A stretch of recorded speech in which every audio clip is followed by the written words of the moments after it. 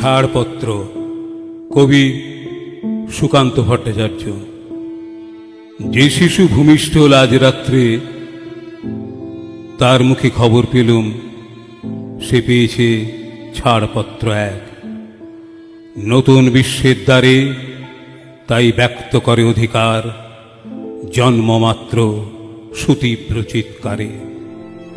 খর্বদেহ নিঃসহায়, তবু তার মুষ্টিবদ্ধ হাত উত্তোলিত, উদ্ভাসিত কি এক দুর্বোধ্য প্রতিজ্ঞায়। সে ভাষা বোঝে না কেউ, কেউ হাসে, কেউ করে মৃদু তিরস্কার। আমি কিন্তু মনে মনে বুঝেছি সে ভাষা। পেয়েছি নতুন চিঠি আসন্ন যুগের,